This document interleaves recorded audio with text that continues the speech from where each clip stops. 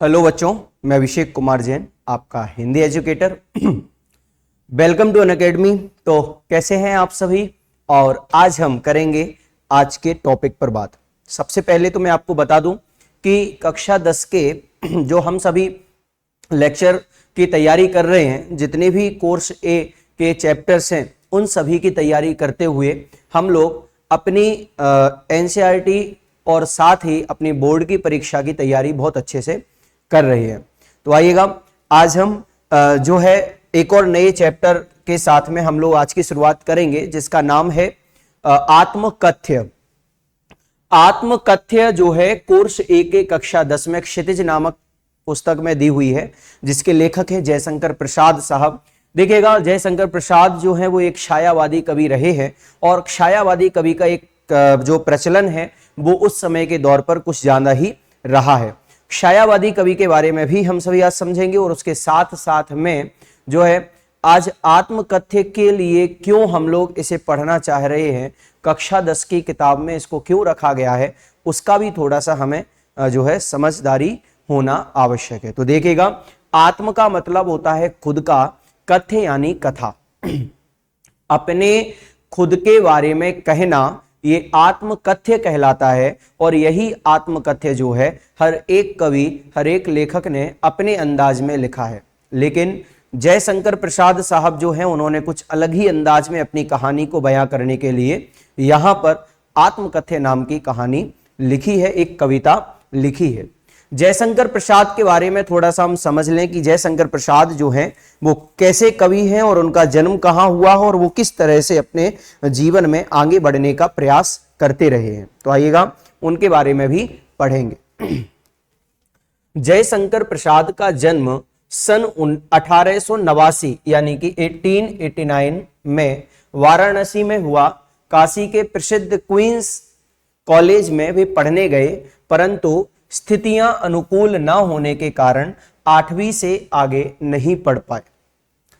8th class तक ही इन्होंने जो है अपनी पढ़ाई की। बाद में घर पर ही संस्कृत, हिंदी, फारसी का अध्ययन किया, यानी उन्होंने अपनी खुद की सेल्फ स्टडी से ही अपना खुद का जीवन यापन किया, और खुद की सेल्फ स्टडी से ही उन्होंने अन्य भाषाओं को समझा जाना, उसका अध्ययन भी किया। छायावादी काव्य प्रवृत्ति के प्रमुख कवियों में एक जयशंकर प्रसाद का सन 1937 में निधन हो गया, यानी इनका जन्म होने के पश्चात इनका मरण, इनका देहावसान जो हुआ वो 1937 में हुआ। उनकी प्रमुख काव्य कृतियां हैं। अब देखिएगा, इनकी केवल एक ही कृति नहीं है। जयशंकर प्रसाद अपने जमाने के एक ऐसे कवि रहे हैं जिनकी कविताएं जो हैं वो आज के समय में कुछ ज्यादा ही प्रचलन में आई हुई हैं। जिनका प्रमुख कृतियों में नाम आता है वो है चित्राधार, कानन कुसुम, झरना, आंसू, लहर और कामायनी। देखिएगा, कामायनी जो इनकी एक ऐसी कविता है, ऐसी कृति है जिसके नाम से, जिसके कारण से इनका नाम जो है वो एक बहुत ज्यादा प्रचलन में आया। कामायनी मैं कहूंगा कि हर एक उस शख्स को पढ़ना चाहिए जो हिंदी से प्रेम करता है। और कामायनी नाम की जो कविता है उसमें बहुत अच्छी तरह से उन्होंने अलग और अच्छी तरह से अलंकार का प्रयोग किया, अच्छी तरह से रस का प्रयोग किया, और दोहे, सोरठे, छंद का प्रयोग किया। ऐसी ही अच्छी अच्छी कविताएं जो हैं उन्होंने इसमें लिखी हैं। आगे कहते हैं कि आधुनिक हिंदी की श्रेष्ठतम काव्य कृति मानी जाने वाली कामायनी, देखिएगा यहां पर इसीलिए इसको लिया गया, और आधुनिक यानी आज के समय में जिसको सबसे ज्यादा तवज्जो मिलती है, जयशंकर प्रसाद की ऐसी एक कृति है जिसका नाम है कामायनी, जो एक हर एक इंसान इसको पढ़ने का आदी होता है। कामायनी पर उन्हें मंगला प्रसाद पारितोषक दिया गया, यानी जो कवि हैं जयशंकर प्रसाद, उनके लिए जो है यह एक श्रेष्ठ पुरस्कार भी दिया गया, जिस पुरस्कार का नाम है मंगला प्रसाद पारितोषिक। मंगला प्रसाद वे कवि के साथ साथ सफल गद्यकार भी थे। गद्यकार का मतलब होता है कि उन्होंने कहानियां भी लिखी हैं, जैसे अजात शत्रु, चंद्रगुप्त, स्कंदगुप्त और ध्रुव स्वामिनी। उनके नाटक हैं, यानी उन्होंने कहानियां नाटक भी लिखी हैं। यानी ये कवि के साथ साथ कविताओं के साथ साथ में ये एक अच्छे गद्यकार रहे हैं। इन्होंने गद्य साहित्य भी लिखा है, हिंदी में नाटक लिखे हैं, कहानी लिखी हैं, उनके भी ये एक जो है रचयिता रहे हैं। और इनके कुछ उपन्यास हैं, नॉवेल हैं जो पढ़ने योग्य हैं, जो उन्होंने लिखे, जैसे कि कंकाल, तितली और इरावती, ये 3 उनके उपन्यास रहे हैं। और उनकी कहानियां भी, जैसे कि आकाशदीप, आंधी और इंद्रजाल, उनके कहानी संग्रह रहे हैं।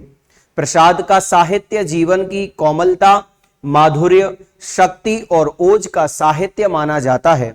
छायावादी कविता की अतिशय काल्पनिकता, सौंदर्य का सूक्ष्म चित्रण, प्रकृति प्रेम, देश प्रेम और शैली की लाक्षणिकता उनकी कविता की प्रमुख विशेषताएं हैं। इतिहास और दर्शन में उनकी गहरी रुचि थी, जो उनके साहित्य में स्पष्ट दिखाई दे रही थी। कहने का मतलब है कि छायावादी कवि के होने के साथ साथ जो है इन लेखक की और भी इस तरह की छायावादिता, जिसे कहा जा सकता, उनकी कविताओं में नजर आती है।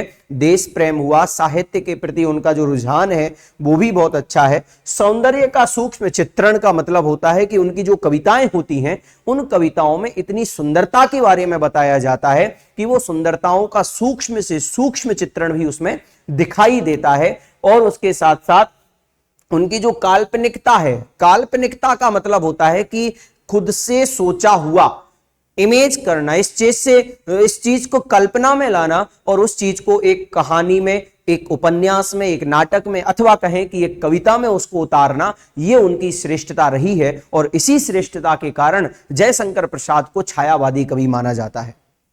इसके साथ साथ उनका प्रकृति प्रेम, प्रकृति प्रेम का मतलब होता है कि वो नेचर से जो है वो ज्यादा लगाव रखते हैं और उसी नेचर के साथ में वो अपने आप को और अच्छा बनाने का प्रयास करते हैं।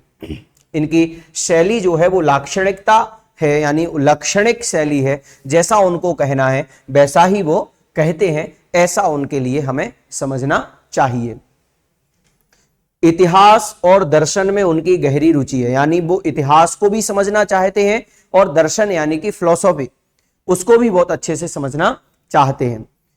उनके साहित्य में स्पष्ट दिखाई देती, यानी ये उनको समझ करके और अपने साहित्य में, अपनी कविताओं में, अपनी उपन्यास, अपने नाटक, अपनी कहानियों में भी उसका चित्रण बताते हैं, उनके बारे में भी वो लिखते हैं। तो हम जो आज कविता पढ़ने वाले हैं वो आत्मकथ्य नाम से कविता है। और कवि जयशंकर प्रसाद जो हैं वो अपने बारे में ही कहना चाह रहे हैं, लेकिन वो अपने ही बारे में इस प्रकार से कहना चाह रहे हैं कि वो अपने ऊपर ही व्यंग कर रहे हैं, अपने ऊपर ही वो एक कटाक्ष लगा रहे हैं कि भाई इतनी छोटी सी जिंदगी में इतना छोटा सा जीवन है और उस जीवन में भी जिसे मैंने चाहा उस वो मुझे कभी भी प्राप्त नहीं हुआ। इस प्रकार की कहानी को लेकर के, इस प्रकार के थीम को बना करके वो अपने ही बारे में कह रहे हैं। और अपने ही बारे में कहते हुए जो है कभी अपनी आत्मकथा नहीं लिखने के बारे में कहे, देखिएगा, एक तो इन्होंने अपना नाम दिया आत्मकथ्य और दूसरी जगह उन्होंने कहा कि मैं क्यों अपनी आत्मकथा नहीं बता रहा हूं, उसका कारण क्या है, वो वहां पर ही बताना चाह रहे हैं। देखिएगा, हम सभी चाहते हैं कि हम अपने बारे में कुछ लिखें, लेकिन कवि जयशंकर प्रसाद ये कहते हैं कि हम अपने बारे में क्या लिखें, ऐसा क्या कारण रहा, उन्होंने अपने ही बारे में बताने से इनकार कर दिया। इसी आत्मकथ्य में अपने ही बारे में न बताने का कारण स्पष्ट करते हुए जो है कवि जयशंकर प्रसाद अपनी कविता में इस तरह से लिखते हैं। आगे देखिएगा कि हम इस कविता में क्या पढ़ने वाले हैं, इसका पाठ प्रवेश क्या रहेगा। अब इस चैप्टर में हम क्या पढ़ने वाले हैं, आत्मकथ्य इसका नाम क्यों दिया गया, इस कविता में हम लोग क्या क्या पढ़ेंगे, वो सारी चीजें हम इसमें समझते हैं। कि लिखा है कि प्रेमचंद के संपादन में हंस नाम की एक पत्रिका चलती थी, जिसमें एक आत्मकथा नाम से विशेषांक निकलना तय हुआ। यानी एक प्रेमचंद के द्वारा हंस नाम की पत्रिका निकलती थी, उसमें से एक आर्टिकल जो है उसमें एक आत्मकथा निकलती थी। आत्मकथा का मतलब होता है एक छोटा सा एक पैराग्राफ जिसमें वो खुद की आत्मकथा लिखें। अब किसके बारे में लिखें, किसकी आत्मकथा है उसके बारे में। तो प्रसाद जी के मित्रों में आग्रह किया कि वे अपनी आत्मकथा लिखें। प्रसाद जी यानी जयशंकर प्रसाद से उनके दोस्तों ने कहा कि आप अपनी आत्मकथा लिखें, जिससे हम प्रेमचंद की जो हंस नामक पत्रिका है उसमें हम आपकी आत्मकथा निकालेंगे, लिखेंगे। तब प्रसाद जी ने इससे सहमत ना थे। इसी असहमति के तर्क से पैदा हुई कविता है। यानी जब उनके दोस्तों ने कहा कि आप अपने ऊपर कुछ लिखें, तो उनकी एक सहमति तो नहीं थी, वो नहीं चाहते थे कि उनके ऊपर कुछ लिखा जाए, वो खुद ही लिखें। तो उन्होंने इस बात का पुष्टिकरण करते हुए कि देखो मैं सहमत नहीं हूं, मैं अपने बारे में नहीं लिख सकता हूं, क्या क्या कारण रहे होंगे कि मैं अपने बारे में नहीं बताना चाहता हूं, उसी के तौर पर यह एक कविता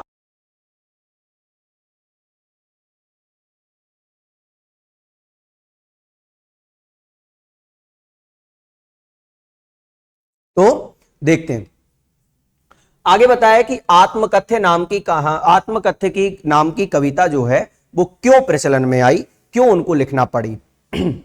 यह कविता पहली बार 1932 में हंस के आत्मकथा विशेषांक में प्रकाशित भी हुई थी। छायावादी शैली में लिखी गई इस कविता में जयशंकर प्रसाद ने अपने जीवन के यथार्थ एवं अभाव पक्ष की मार्मिक अभिव्यक्ति की है। मतलब उन्होंने इस कविता में बताया है कि मेरे पास सब कुछ होते हुए भी मैं अपने आप को इतना परिपूर्ण नहीं मान पाया, मैं अपने आप को इतना अच्छा भी नहीं मान पाया कि मैं इस तरह हो सकता हूं या मेरे पास में ये सब कुछ प्राप्त हो सकता है। उन्होंने अपनी अभावता के बारे में बताया कि मेरे पास कुछ भी नहीं। छायावादी सूक्ष्मता के अनुरूप ही अपने मनोभावों को अभिव्यक्त करने के लिए जयशंकर प्रसाद ने ललित, सुंदर और नवीन शब्दों और बिंबों का प्रयोग किया है। इन्हीं शब्दों एवं बिंबों के सहारे उन्होंने बताया है कि उनके जीवन की कथा एक सामान्य व्यक्ति के जीवन की कथा है। इसमें ऐसा कुछ भी नहीं जिसे महान और रोचक मानकर लोग वाह वाह कहेंगे। कुल मिलाकर इस कविता में एक तरफ कवि द्वारा यथार्थ की स्वीकृति है, तो दूसरी तरफ एक महान कवि की विनम्रता भी। कहने का मतलब यह है कि भाई जयशंकर प्रसाद जो हैं उन्होंने अपने बारे में लिखा तो है, लेकिन वो लिखने का कारण क्या रहा होगा और उस लिखने में भी उन्होंने किस तरह से अपने आप को लिखना चाहा और उसमें वो क्या बताना चाह रहे हैं और किस तरह से वो अपने ही माध्यम से लोगों को क्या समझाना चाह रहे हैं, ये जानना बहुत जरूरी है। तो इस कविता के माध्यम से हम अपनी भी वास्तविकता को समझेंगे कि हम लोग भी जो है क्या समझ रहे हैं अपने आप को, हम क्या हैं, कैसे हैं और किस तरह से हम सोच रख रहे हैं, ये सारी चीजें भी जो हैं इसमें बताई जाएंगी। तो आइएगा आज की इस कविता को स्टार्ट करते हैं और इसमें आप लोगों के लिए पता चलेगा कि 6-6 लाइनों में 8-8 लाइनों में जो है इसकी एक कविता है। जैसे कि मान लीजिए यहां तक एक पैराग्राफ है और इस पैराग्राफ में जो है वो ये बताना चाह रहे हैं कि वो आत्मकथा क्यों नहीं लिखना चाहते हैं। भाई हर एक कवि के मन में बात आती है कि भाई वो अपने बारे में कुछ लिखे, लेकिन वो क्यों नहीं लिखना चाहते हैं, इसका एक क्या कारण हो सकता है। तो उन्होंने कहा और उसके साथ साथ में उसका उत्तर भी बताते हुए यहां पर लिखा कि देखिए समझना बहुत अच्छी कविता है और इस कविता से हमें यही प्रेरणा लेनी है कि अगर हमारे जीवन में भी इस तरह का कोई एक निमित्त या इस तरह से कोई कारण बने कि हम अपने आप में कुछ बताना चाहें, तो हमें जरूर से इस आत्मकथ्य कहानी को, इस आत्मकथ्य को पढ़ लेना चाहिए कि जब जयशंकर प्रसाद से ऐसा कहा गया तो उन्होंने क्या आंसर दिया, क्या उत्तर दिया कि वो क्या हैं, कैसे हैं, किस तरह से जीवन यापन करते हैं। लेकिन जब उनके बारे में कहने को आए तो वो अपने आप को अपूर्ण मानते हैं, किस तरह से मानते हैं और उसे अपने ही बारे में यहां पर बताया गया है। तो प्रत्येक जो कवि होते हैं वो अपने संसार की नश्वरता को बताना चाहता है। जयशंकर प्रसाद ने इस कविता के माध्यम से संसार की उस नश्वरता के बारे में बताया कि जो हम सभी लोग मानते हैं कि हमारे पास सब कुछ है, लेकिन वो कब तक के लिए है ये कभी हम मानने को तैयार नहीं होते हैं। क्योंकि जब भी हम किसी एक महल को बनाते हैं, कभी भी हम किसी एक घर को बनाते हैं, कभी भी हम किसी चीज को अपने घर पर लाते हैं, मार्केट से लाते हैं, तो उसको सिर्फ एक ही उद्देश्य से लाते हैं कि सबसे ज्यादा यही चले, इस वस्तु का प्रवर्तन सबसे ज्यादा हो, ये हमारे पास रखी हुई है तो इसको हम और ज्यादा समय तक चलाएंगे। लेकिन मैं आपको बता दूं कि जयशंकर प्रसाद ने अपने बारे में जब लिखना शुरू किया तो उसमें यह बताया कि यह संसार इतना नश्वर है कि जिस व्यक्ति को वो चाहते हैं, जिससे वो प्रभावित होते हैं, वही उसके पास नहीं आता है, वो उसके पास से दूर चला जाता है, ऐसा यहां पर उन्होंने कहा है। तो आइएगा हम लोग इन 6 लाइनों के माध्यम से इस कविता का पहला बंद पढ़ते हैं और देखोगे यह गागर रीत इस तरह से यहां पर लास्ट किया गया। और इस पैराग्राफ में उन्होंने ये बताया कि किस तरह इस कविता में कवि ने अपनी आत्मकथा लिखने को मना कर दिया और मना क्यों किया, उसका क्या कारण रहा होगा, वो भी इसमें बताया गया है। तो देखिएगा, मधुप गुन गुना कर कह जाता कौन कहानी यह अपनी, मुरझा कर गिर रही पत्तियां देखो कितनी आज घनी, इस गंभीर अनंत नीलिमा में असंख्य जीवन इतिहास, यह लो करते ही रहते हैं अपना व्यंग मलिन उपहास, तब भी कहते हो कह डालूं दुर्बलता, अपनी बीती तुम सुनकर सुख पाओगे देखोगे यह गागर रीति। गागर का मतलब होता है गगरी, मटकी। रीति या का मतलब होता है खाली। मतलब वो ये कहना चाह रहे हैं कि मैं कितना ही कुछ अपने बारे में कह दूं, लेकिन मेरे पास तो जो है वो भी कम है, और अथवा कहा जा सकता है कि मेरे पास तो कुछ भी नहीं है। इस तरह से यहां बताया गया। तो इस कविता के माध्यम से कवि अपने ही बारे में लिखने से मना करता है और उनके क्या कारण होते हैं वो ये बताना चाहते हैं कि जो मधुप है, मधुप का मतलब होता है भौरा।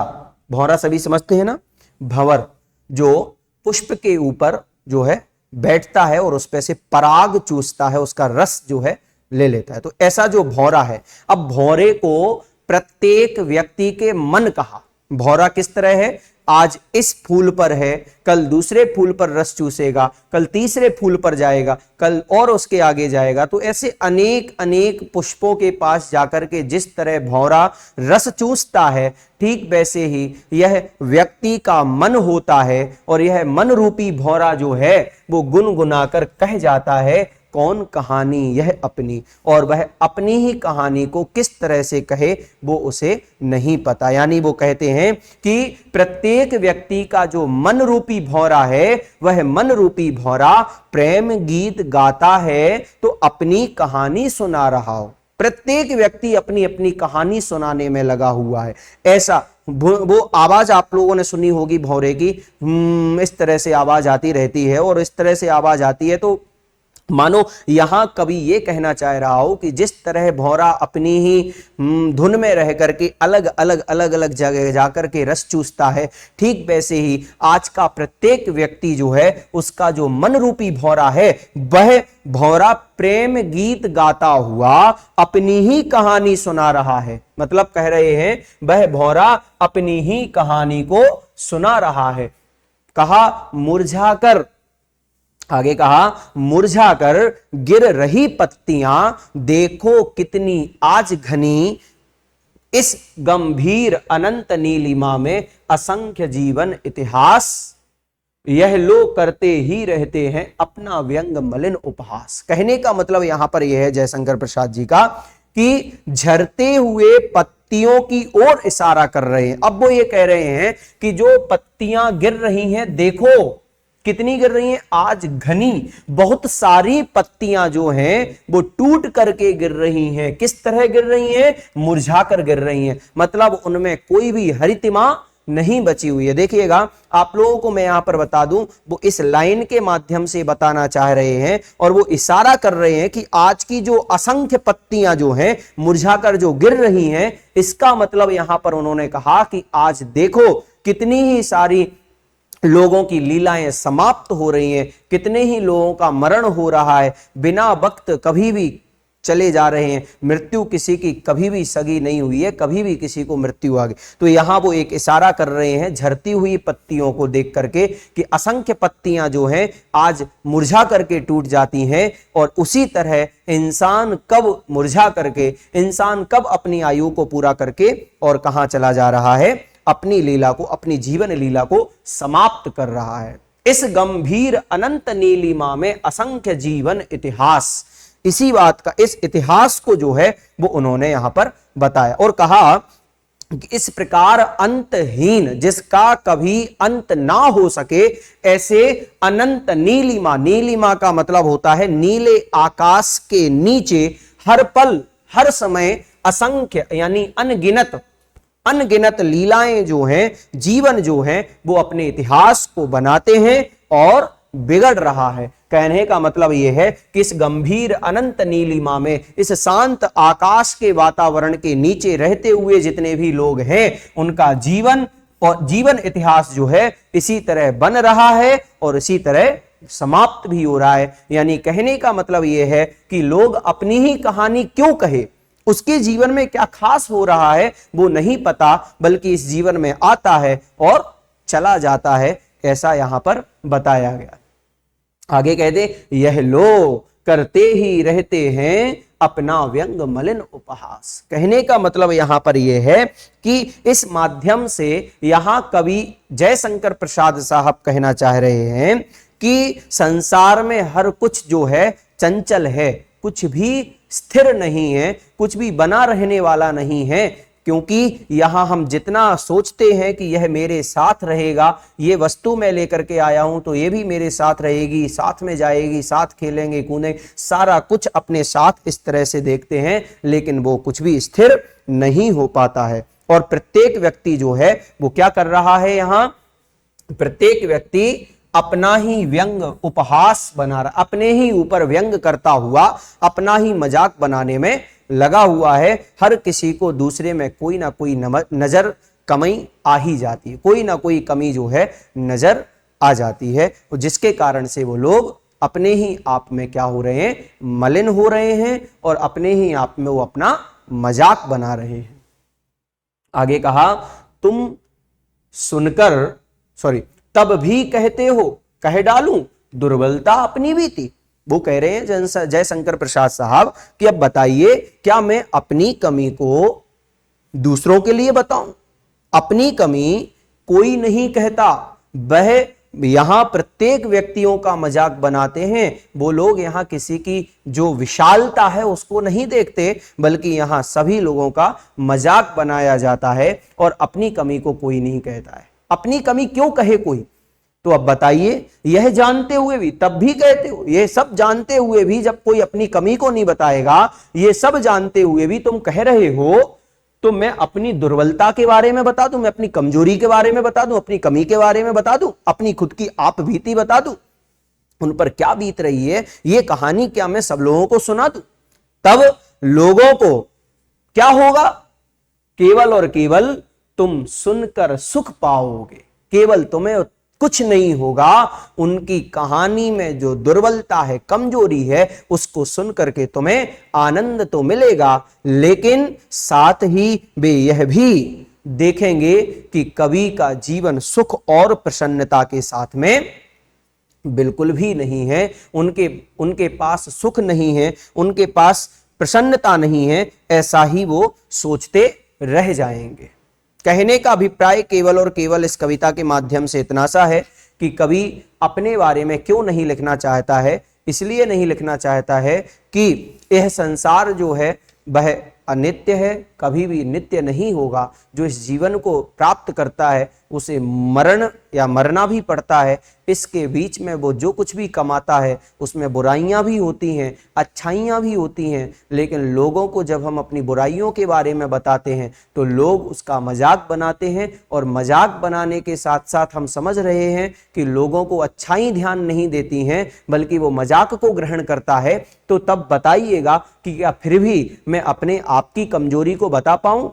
बिल्कुल भी नहीं, मैं अपनी कमजोरी को नहीं बता पाऊंगा। हाँ, इतना हो सकता है तो आपको इस कमजोरी से आपको आनंद तो आएगा, अच्छा लगेगा। दूसरों की कमजोरी सुनकर के हमें कितना अच्छा लगता है, वैसे ही हमें उनकी कहानी में कमजोरियों को सुनकर के अच्छा तो लगेगा, आनंद तो आएगा, लेकिन वो ये भी मानेगा कि इस कवि के पास ना तो कभी सुख रहा और ना कभी उसके अंदर कोई प्रसन्नता रही, बस इसीलिए मैं अपने बारे में लिखना नहीं चाहता हूं। ऐसा जो है कवि ने अपने बारे में बताते हुए कहा है।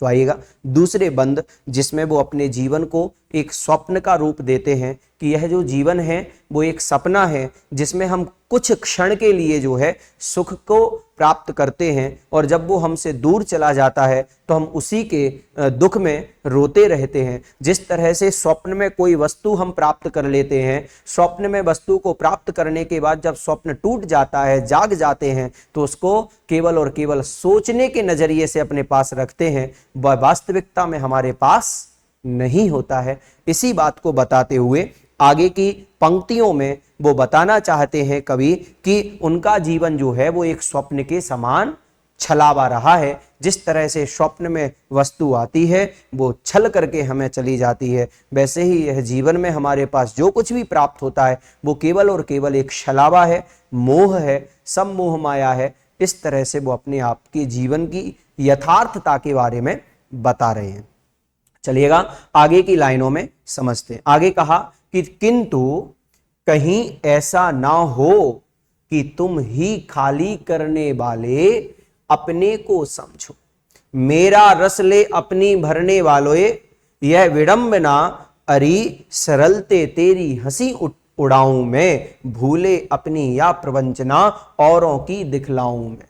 कहने का मतलब केवल यहां पर वो अपने जीवन में जो कुछ भी पाना चाहते हैं वह सब कुछ उनके पास आकर के भी दूर हो जाता है। यह जीवन की विडंबना है, विडंबना है भैया। विडंबना क्या है कि जो कुछ भी वो अपने पास में मानते हैं वो सब क्या है, खाली है। यानी वो ये कहना चाह रहे हैं कि मैं जिस वस्तु को अपने पास रखना चाहता हूं वो मेरे से दूर हो जाती है, और जो कुछ भी मेरे पास आकर के आता तो है लेकिन वो मेरे से दूर हो जाता है। यही उनके जीवन की सबसे बड़ी विडंबना है। यह विडंबना अरे सरलते तेरी हंसी उड़ाऊं मैं, कहना चाह रहे हैं कि इस तरह से सरल हो करके क्या मैं अपनी कमजोरियों का बखान करूं, जग जाहिर करूं कि मेरे पास इतना सब कुछ है और वो भी मेरा नहीं हो सका। वो ये कहना चाह रहे हैं कि किस तरह से अपने जीवन में जो है जग हंसाई नहीं कर। जयशंकर प्रसाद कवि जो हैं वो अपने बारे में केवल और केवल ये नहीं कह रहे हैं कि हमारे पास सब कुछ है, होने के साथ साथ वो अपनी जग जाहिर हंसी मजाक भी नहीं उड़ाना चाहते। तो इन पंक्तियों में उन्होंने कहा कि किंतु कहीं ऐसा ना हो कि तुम ही खाली करने वाले अपने को समझो, मेरा रस ले अपनी भरने वाले। मतलब कहने का यह है कि तुम ये मत समझना कि मैं ही अपने आप को खाली कर रहा हूं और मैं मेरा ही रस जो है मैं ही उसका आनंद ले नहीं पा रहा हूं। इस तरह से यह विडंबना जो है वो अपनी विडंबना अपने इन पंक्तियों के माध्यम से कहना चाह रहे हैं, और कह रहे हैं कि मैं अपनी इन कमजोरियों को कभी भी नहीं बताऊंगा जिससे कि लोग मेरी इस सरलता के ऊपर हंसे, मेरी इस कमजोरी के ऊपर हंसे। जग हंसाई हो, जग लोग मेरे ऊपर हंसे। वे अपने चले जाने की कहानी नहीं सुनाना चाहते हैं।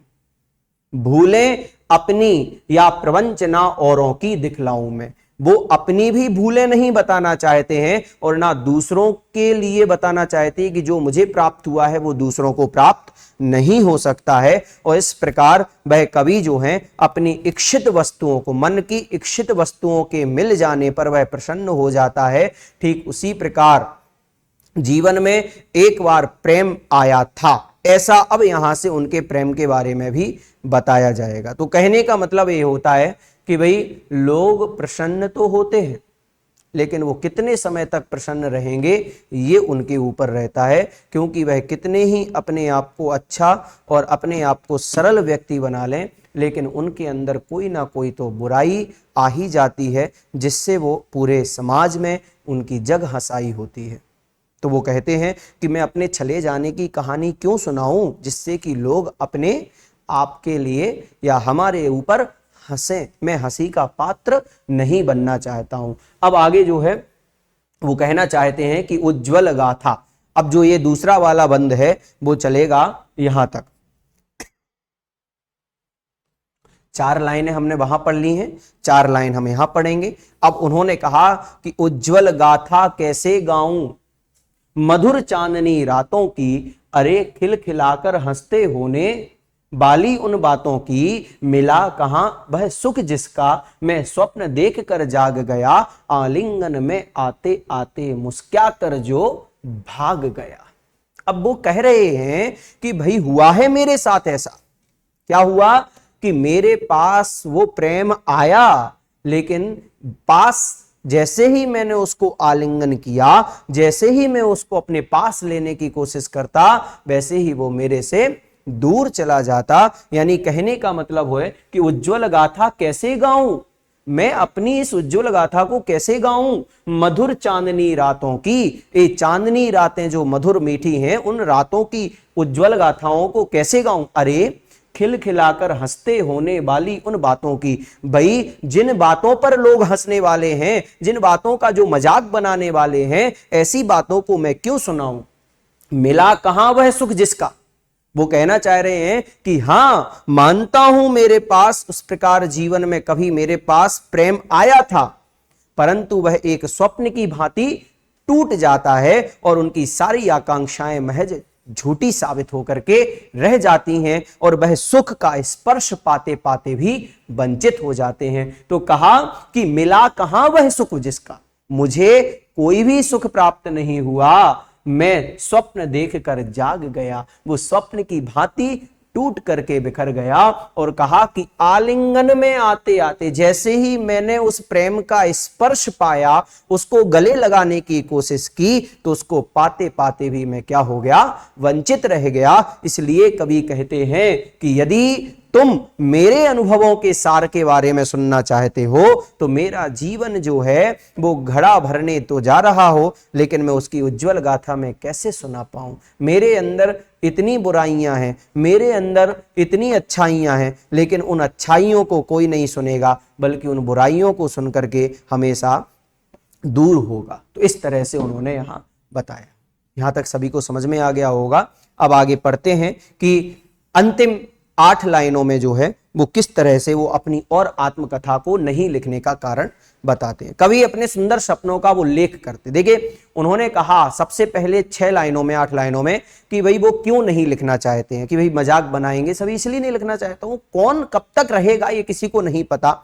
दूसरी वाली गाथा में उन्होंने कहा, दूसरी वाली लाइनों में कहा 8 लाइनों में कि वो जो उनके पास प्राप्त हुआ है वो एक स्वप्न मात्र है, छलावा है। उनका जीवन एक स्वप्न की भांति छलावा रहा है कि जो कुछ प्राप्त हुआ वह प्राप्त ना होकर के भी प्राप्त रहा, क्योंकि वो उनके पास उनका स्पर्श नहीं कर पाए।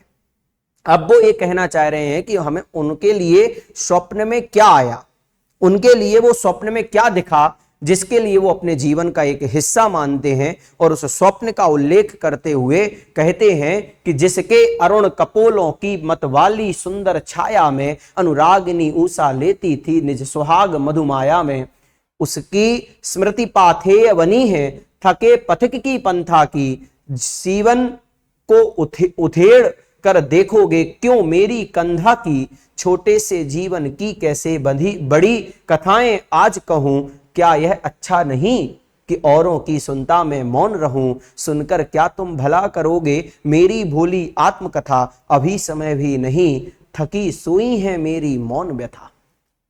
यहां पर कवि जो है वो जयशंकर प्रसाद कवि अपनी ही बारे में, अपनी ही कहानी के बारे में बता रहे हैं, अपनी ही कथा सुनाना चाह रहे हैं, लेकिन उस कथा को स्वप्न की भांति बता दिया कि वो एक महज एक सपना है जो केवल मेरे पास आया तो है लेकिन वो कभी मेरा नहीं हो सका। और यहाँ पर इन लाइनों के माध्यम से वो केवल ये कहना चाह रहे हैं कि वह सपना जो है वो किस तरह से, और अपनी प्रेमिका के बारे में, उनकी प्रेमिका के बारे में भी वो यहाँ पर बताना चाह रहे हैं। कुछ सुखद पल आए, मतलब वो ये कहना चाह रहे हैं कि भाई सपना तो आया, मेरा जीवन सपने में तो रहा, कुछ अच्छी चीजें आई, कुछ आनंदित करने वाली चीजें भी आई, लेकिन जो है वो अपने ही बारे में और क्या बताना चाह रहे हैं। तो कहते हैं कि जिसके अरुण कपोलों की मतवाली सुंदर छाया में अनुरागिनी ऊषा लेती थी निज सुहाग मधुमाया में।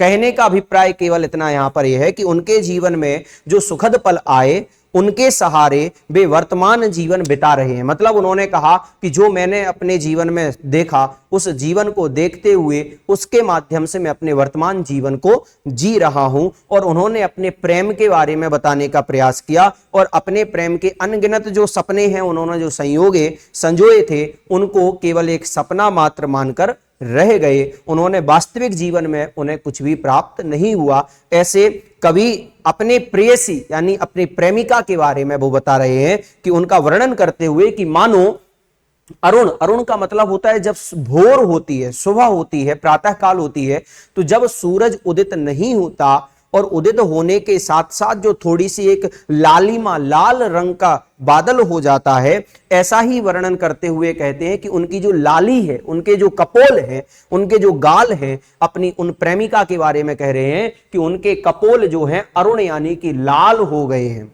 उनकी प्रेयसी की गालों की लाली से प्राप्त करती है।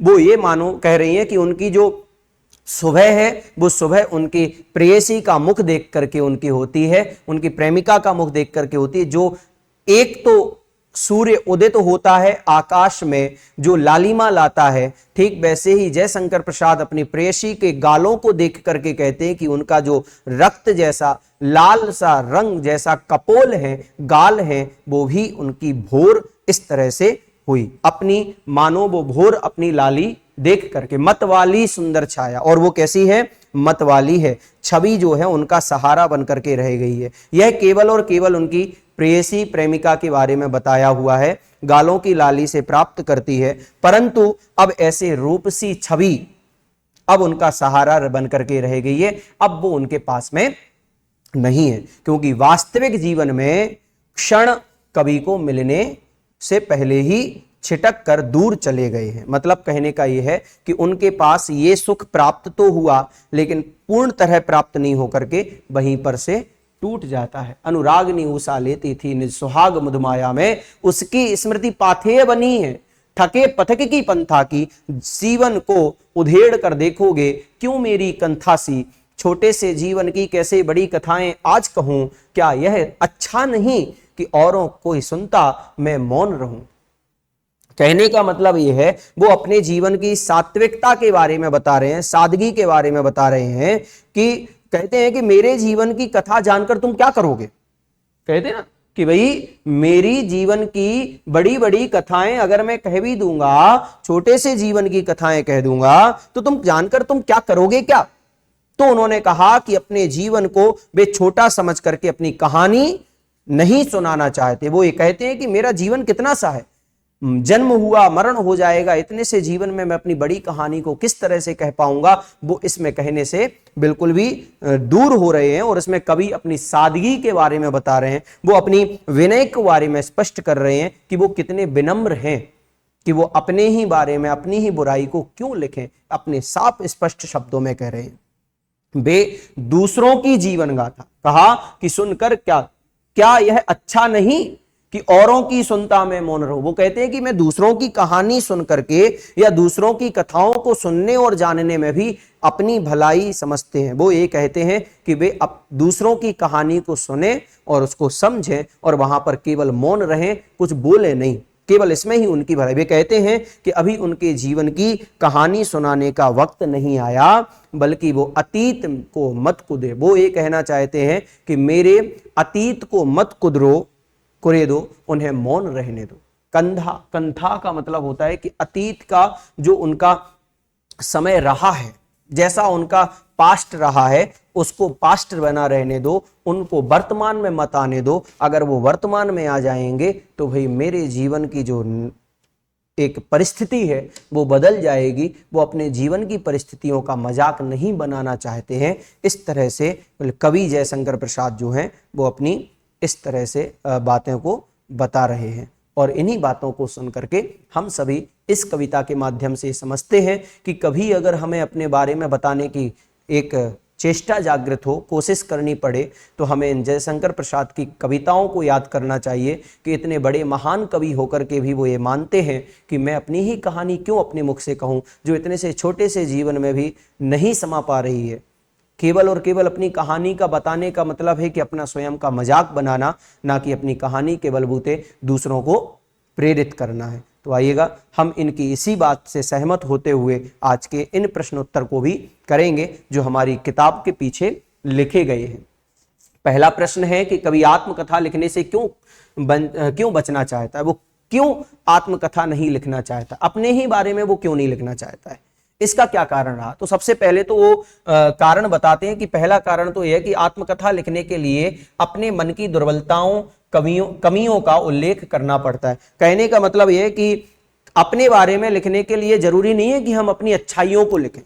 अपने बारे में लिखने का मतलब है अपनी बुराइयों को भी लिखना, अपनी कमजोरियों को भी लिखना। तो कभी ये कतई नहीं चाहता था कि वो अपनी कमियों को दूसरों तक लाए। दूसरा, अपनी सरलता के कारण कवि ने कई बार धोखा खाया है, इसलिए वह अपने व्यक्तिगत जीवन को उपहास का कारण नहीं बनाना चाहता है। मतलब कहने का यह है, कवि इतने सरल स्वभावी हैं कि जो कोई भी उनके लाइफ में आए, जो कोई भी उनके जीवन में आया, उन्होंने केवल और केवल उनको धोखा दिया, उनका मजाक बनाया, उनको कभी समझने का प्रयास नहीं किया। इसलिए केवल और केवल उनको जो है मजाक मिलेगा, उनके जीवन का मजाक होगा, इसलिए उन्होंने अपनी ही बारे में लिखने से मना कर दिया। जीवन में बहुत सारी पीड़ादायक घटनाएं हुई हैं, उन्हें याद करने से घाव फिर से भर जाएंगे, हरे हो जाएंगे, इसलिए भी वो अपनी कथा को कहना नहीं चाहते हैं। कवि अपने व्यक्तिगत अनुभवों को दुनिया के समक्ष व्यक्त नहीं करना चाहते, और सबसे प्रमुख कारण यह है कि वो कभी भी ये नहीं चाहते हैं कि वो अपने व्यक्तिगत कहें कि व्यक्तिगत जीवन के अनुभव जो हैं उनको वो कभी भी सभी के सामने लाना नहीं चाहते हैं। इसलिए भी हो सकता है कि शायद जो है वो अपने आप के जीवन में या अपने आप के जीवन को दूसरों तक लाना नहीं चाहते हैं। आगे देखें दूसरा प्रश्न है कि आत्मकथा सुनाने के संदर्भ में अभी समय भी नहीं, कवि ऐसा क्यों कहते हैं? उदाहरण उत्तर देते हैं कि कवि को लगता है कि आत्मकथा लिखने का अभी उचित समय नहीं है। क्यों नहीं है? उसके दो कारण उन्होंने दिए। पहला कारण यह है कि कवि का जीवन दुख और अभावों से भरा हुआ है, मुश्किल से कवि को अपनी पुरानी वेदना से मुक्ति मिली है। आत्मकथा लिखकर कवि अपने मन में दबी असफलताओं को याद करके पुनः दुखी नहीं होना चाहता है। यही कारण रहता है कि बच्चों ध्यान रखना, हम कभी भी अपने पास्ट को लेकर के कभी भी इतना इतना अपने आप में ये मत सोचें कि भाई जो हो गया अब उसको हम लेकर के बैठे हैं। तो देखो, कवि से हमें एक बात बहुत अच्छी सीखनी चाहिए कि भले ही उनके पास में ये सब अवसर आए कि वो बता पा रहे हैं, लेकिन फिर भी उन्होंने अपने पास्ट का वर्णन कभी नहीं किया। वो कभी नहीं चाहते हैं कि वो अपनी बुराइयों को, अपनी असफलताओं को, कि जो हो चुका है उसको मैं दोबारा दोहराऊं और लिख करके सबको बताऊं। वो कभी भी इस तरह से नहीं कहना चाहते। कवि को ऐसा लगता है कि उसे अभी ऐसी कोई बड़ी उपलब्धि नहीं मिली है जिसे वह लोगों के सामने प्रेरणा स्वरूप रख सकें। और उन्होंने अपनी विनम्रता बताते हुए, देखिएगा, हम लोग कभी कभी छोटी सी उपलब्धि को इतना बड़ा बना करके दूसरों तक प्रदर्शित करते हैं। स्वयं कवि जयशंकर प्रसाद साहब इतने बड़े व्यक्तित्व हैं, इतनी बड़ी पर्सनालिटी है उनकी, लेकिन फिर भी उन्होंने अपने जीवन में यह कहा कि मेरे पास कोई इतनी बड़ी उपलब्धि नहीं है कि जो मैं लोगों तक पहुंचाऊं।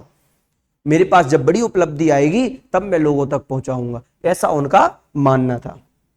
अगला प्रश्न है कि स्मृति को पाथेय बनाने से कवि क्या कहना चाहते हैं, उसका क्या आशय है?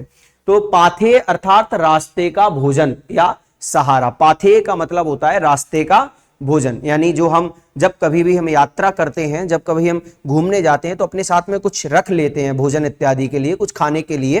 तो वैसे ही रास्ते का खाना जो होता है, रास्ते में जो सहारा बन जाए, उसे पाथेय कहा जाता है। तो पाथेय यात्रा में यात्री को सहारा देता है। सुखद स्मृति को पाथेय बनाने से कवि का आशय है कि स्मृति के सहारे जीवन जीने से है। मतलब वो कहना चाह रहे हैं कि हमारी जो स्मृतियां हैं, हमारे जो पुराने सोच विचार हैं, उनको मैं अपना सहारा बना करके चल रहा हूं। कवि की प्रेयसी उससे दूर हो गई है। मतलब कवि की जो प्रेमिका है, जो कवि को जिससे वो प्यार करते हैं कवि, वो उनसे दूर हो गई हैं। कवि के मन मस्तिष्क पर केवल उसकी मधुर स्मृति ही है। मतलब उसकी जो केवल कह सकते यादें, उनकी यादें ही हैं जिसके सहारे वो जो है अपने जीवन यापन कर रहे हैं। इन्हीं स्मृतियों को कवि अपने जीवन का जीने का सहारा बनाना चाहता है।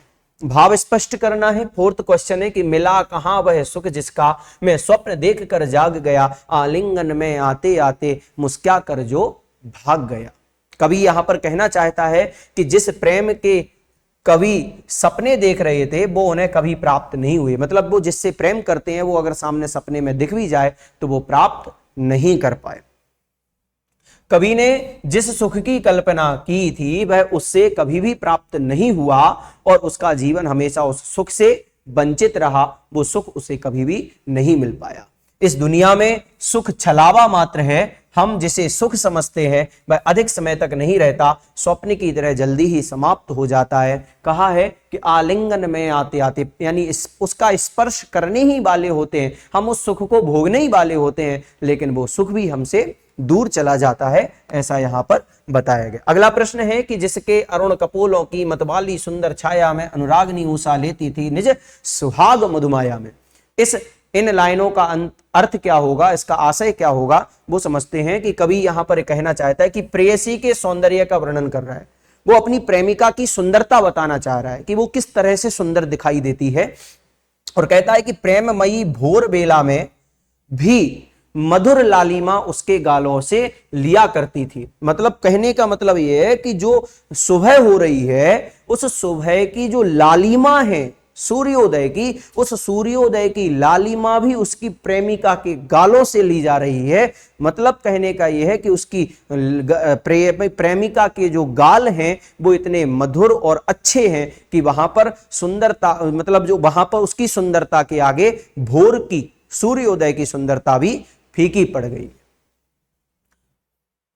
आगे कहा कि कवि की प्रेमिका का मुख सौंदर्य उषाकालीन लालिमा से भी बढ़कर था। मतलब वो यहां पर यह बताना चाह रहे हैं कि सुबह का सूर्योदय भी उसके आगे फीका पड़ जाता था, ऐसा यहां बताया गया। आगे देखें कि प्रश्न है उज्ज्वल गाथा कैसे गाऊं मधुर चांदनी रातों की, कथन के माध्यम से कवि क्या कहना चाहता है, उसका कहना क्या है। तो कहा कि कवि यह कहना चाहता है कि अपनी प्रेयसी के साथ चांदनी रातों में बिताए गए वो सुखदायक क्षण किसी उज्जवल गाथा की तरह ही पवित्र हैं, जो कवि के लिए अपने अंधकारमय जीवन में आगे बढ़ने का एकमात्र सहारा बनकर रह गया। ऐसी स्मृतियों को, यादों को वह सबके सामने प्रस्तुत कर उनकी हंसी नहीं उड़ाना चाहता है, अतः वह अपने जीवन की व्यक्तिगत मधुर स्मृतियों को किसी के साथ बांटना नहीं चाहता, बल्कि अपने तक ही सीमित रखना चाहता। देखिए, कवि का यह कहना केवल हमको एक सामान्य सा लग रहा होगा, नॉर्मल सी बात है, लेकिन इसके पीछे छुपा हुआ जो राज है वो हमें तब समझ में आएगा जब हम उस परिस्थिति में होंगे, जब हम उस दायरे से गुजर रहे होंगे। देखिएगा, ये केवल और केवल एक बात नहीं है, लेकिन इस बात के साथ साथ छुपा हुआ एक राज है जो कहना चाह रहे हैं कवि कि मैं अपनी उन व्यक्तिगत बातों को मैं लोगों के सामने उजागर नहीं करूंगा। उसका सबसे पहला कारण तो यह है कि लोग उसका मजाक बनाएंगे। अरे भाई, मजाक बनाएंगे तो कोई दिक्कत नहीं है, लेकिन मजाक के साथ साथ उसके ऊपर जो टिप्पणी करेंगे, कमेंट्स करेंगे, वो उनको दुखदाई होगी। इसलिए वो कभी भी अपनी प्रेम गाथा को दूसरों के सामने प्रकाशित नहीं कर रहे हैं। आगे चलें। छठा प्रश्न है कि आत्मकथ्य कविता की काव्य भाषा की विशेषता उदाहरण सहित लिखिए। यहां उनकी विशेषताएं देखिएगा। जयशंकर प्रसाद द्वारा रचित कविता आत्मकथ्य की विशेषता निम्नलिखित है कि प्रस्तुत कविता में कवि ने खड़ी बोली हिंदी भाषा का प्रयोग किया है, जैसे कि यह लो करते ही रहते अपना व्यंग मिलन उपहास। इस लाइनों में उन्होंने खड़ी बोली अपने मनोभावों में सजीवता लाने के लिए ललित सुंदर एवं नवीन बिंबों का प्रयोग किया है, जैसे जिसके अरुण कपोलों की मतवाली सुंदर छाया में अनुरागनी ऊषा लेती थी ने सुहाग मधुमेह। तीसरा, कवि ने जीवन शब्दों का प्रयोग किया। यह विडंबना अरि सरलते तेरी हंसी उड़ाऊं में, भूले अपनी या प्रवंचना औरों को दिखलाऊं में। यानी यहां पर उन्होंने उदाहरण के साथ में कहा कि उनकी खड़ी बोली किन किन लाइनों में आ रही है।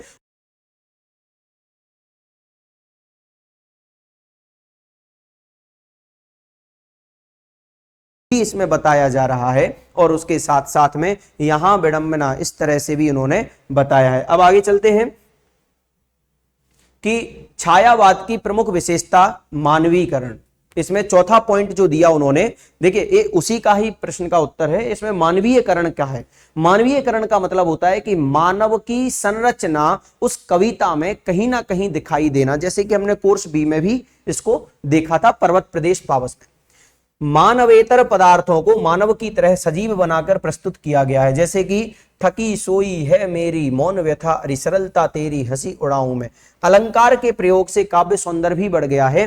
खिलखिलाकर आते आते मैं पुनरुक्ति अलंकार का प्रयोग किया गया। पुनरुक्ति का मतलब होता है पुनः उसी के बारे में बताना। अरुण कपोलों में रूपक अलंकार है, मेरी मौन अनुरागनी उषा में अनुप्रास अलंकार है। इस तरह से उन्होंने अलंकार के प्रयोग भी किए, उन्होंने मानवीयता के बारे में भी बताया, उन्होंने और भी अनेक प्रकार से काव्य की सुंदरता के बारे में बताने का प्रयास किया। आगे देखें कि कवि ने जो सुख का स्वप्न देखा था उसे कविता में किस रूप में अभिव्यक्त किया। मतलब वो कहना चाह रहे हैं कि जैसा उन्होंने स्वप्न सुख का देखा था उसी सुख के स्वप्न को अभिव्यक्त भी किया, बताया भी, लेकिन वो किस तरह बताया उसका उत्तर देते हुए कह रहे हैं कि कवि ने जो सुख का स्वप्न देखा था उसे वह अपनी प्रेयसी नायिका के माध्यम से व्यक्त किया है। कि कवि कहना चाह रहा है कि नायिका स्वप्न में उसके पास आते आते मुस्कुराकर भाग गई, यानी वो स्वप्न देख रहा है, स्वप्न में इस तरह से देख रहा है कि उसकी प्रेमिका उसके पास आ रही है और आते आते आते आते उसके और निकट आती है, लेकिन वो मुस्कुरा करके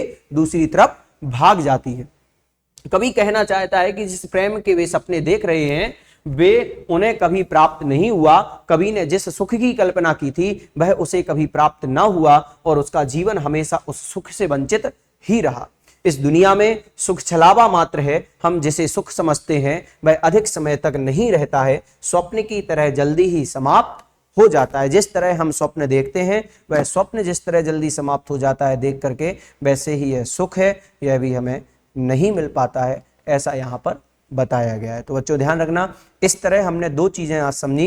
एक तो हम अपनी पढ़ाई के लिए भी इस तरह से समझे और पढ़ाई के साथ साथ हमने अपनी जीवन की वास्तविकता को समझने का भी प्रयास किया कि हम किस रियलिटी के साथ जी रहे हैं और किस तरह से हम जीवन यापन कर रहे हैं। तो बच्चों धन्यवाद। आज के इस लेक्चर के साथ में हमने जो कुछ भी सीखा उसमें और कुछ नया करने का प्रयास करें और प्रयत्न करते करते अपनी परीक्षा में पास होने का एक उद्देश्य बनाएं। और अब इसके बाद एक और नए वीडियो के साथ हम सभी रूबरू होंगे, इसके बाद नए चैप्टर के साथ में। धन्यवाद। Let's cricket.